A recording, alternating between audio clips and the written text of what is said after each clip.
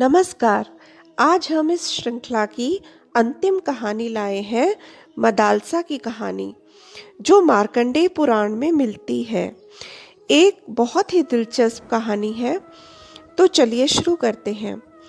मदालसा एक गंधर्व राजा विश्ववासु की पुत्री थी, जो कि कोई देवी न होते हुए भी एक असाधारण महिला थी। अब एक वज्र के केतु नाम का दानव राजा था, जिसके पुत्र का नाम पाताल केतु था। वह मदालसा से विवाह करना चाहता था।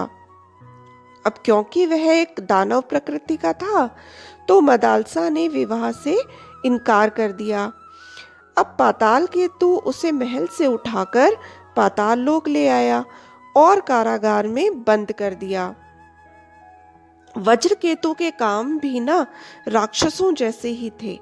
वह एक जंगली सुअर का रूप बनाकर साधुओं और तपस्वियों को परेशान भी किया करता था। तो एक और राजा थे शत्रुजीत, उनका पुत्र था ऋतुध्वज। तो वह अपने राज्य में साधु और तपस्वियों की स्वयं ही रक्षा करने के लिए शस्त्र लेकर घूमा करता था। एक बार उसने अपने राज्य में एक जंगली सुअर को एक साधु की कुटिया के आसपास देखा। उसने तुरंत तीर छोड़ा और वह तीर जाकर सुअर को लग गया। सुअर घायल हो गया।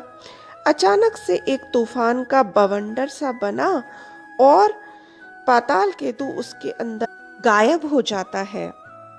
ऋतुध्वज भी उसके पीछे भागता है और उस चक्रवात में घुस जाता है, तो अपने आप को एक बड़े से महल में पाता है। ऋतुध्वज सारे कमरों में झांक कर देखता है, तो उसे कारागार सा दिखाई देता है, जिसमें मदालसा कैद थी। तो ऋतुध्वज उस राजकुमारी को वहां से निकालकर ले आता है और उन दोनों का विवाह हो जाता है।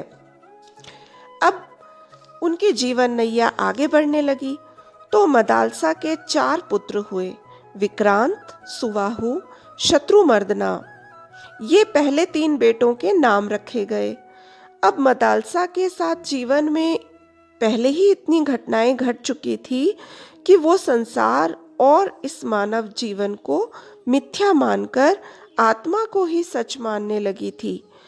जब उसके बच्चे रोते थे, तो वह लोरी के माध्यम से उन्हें इस संसारिक जीवन से विरक्ति की बातें सुनाया करती थी और उन्हें हमेशा अपनी बातों में आत्म और ब्रह्म ज्ञान की बातें बताया करती थी।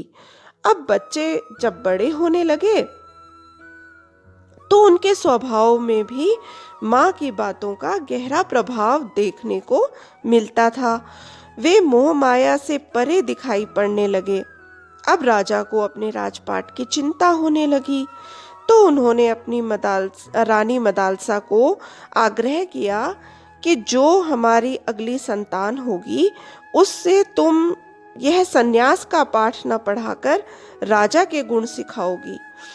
तो मदालसा हंसने लगी। अब कुछ समय बाद उन्होंने एक और पुत्र को जन्म दिया। तो ऋतुध्वज ने मदालसा से कहा कि मैंने तीनों बड़े पुत्रों के नाम रखे हैं, अब मैं चाहता हूँ कि चौथे पुत्र का नाम तुम रखो। तो मदालसा ने उसका नाम अलार्क रखा। तो राजा चौंक गए। राजा ने कहा कि यह तो कोई अर्थहीन शब्द है, अलार्क का क्या अर्थ होता है, बताओ तो। मदालसा ने मुस्कुराकर जवाब दिया, राजा जी, नाम होने से ही कोई उन गुणों से संपन्न नहीं होता है। एक ही आत्मा सबके शरीर के अंदर जो होती है, उसका कोई नाम नहीं होता है। उसके गुणों के अनुसार ही व्यक्ति की पहचान बनती है। इन सांसारिक नामों से तो शरीर को पहचान मिलती है। राजा थोड़े मायूस हो गए और फिर वही बात दोहराई कि रानी, हमारे इस पुत्र को राजसी बनाना है, सन्यासी नहीं। खैर, अब मदालसा समझ गई थी और उसने अपने इस उत्तरदायित्व को अच्छे से निभाया। अलार्क बड़ा होने लगा और वह बहुत ही कुशलता से सारे राजसी गुण सीख चुका था। अब एक दिन ऋतुध्वज और मदालसा वानप्रस्थ आश्रम के लिए प्रस्थान कर गए। परंतु जाने से पहले मदालसा ने अलार्क को एक अंगूठी दी और कहा कि अलार्क, तुम अब राजा बन चुके हो, किंतु जब भी तुम दुखी या परेशान हो तो ये अंगूठी का नग निकाल कर देख लेना।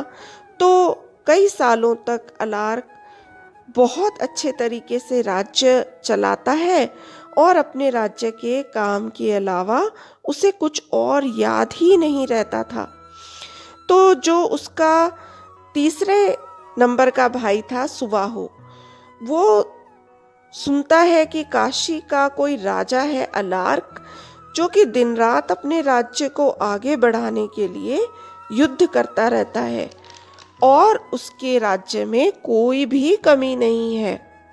तो सुबाहु को लगा कि हम तीनों भाइयों अपनी मुक्ति की राह पर निकल पड़े हैं, परंतु अलार्क इस सांसारिक बंधनों में बुरी तरह से जकड़ गया है।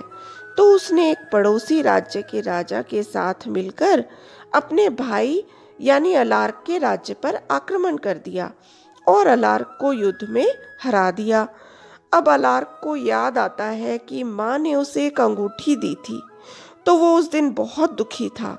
वह उसे खोलकर देखता है तो उसमें एक संदेश लिखा हुआ था कि किसी अच्छे और ज्ञानवान व्यक्ति का सत्संग करना ही सबसे अच्छी औषधि है। तो वो एक महान तपस्वी दत्तात्रेय जी के पास गया और उनसे सत्संग सुना। अब उन्हें राजपाट का उतना मोह नहीं रह गया था। उसके बाद वे भी अपना ज्यादा समय सत्संग और अध्ययन में बिताने लगे। तो इस प्रकार मदालसा ने अपने चारों पुत्रों का उद्धार किया, इसलिए उसका नाम आज तक याद किया जाता है। तो दोस्तों, इसी के साथ हमारा वेदों और उपनिषद की कहानियों की श्रृंखला की ये अंतिम कहानी भी समाप्त होती है। अब एक और नई कड़ी लेकर आपके सामने जल्दी ही मिलूंगी। आप भी मुझे बताइएगा कि आप कौन सी कहानी सुनना चाहते हैं। लाइक, शेयर और कमेंट करना मत भूलिएगा। आपके सहयोग के लिए बहुत बहुत धन्यवाद और नमस्कार।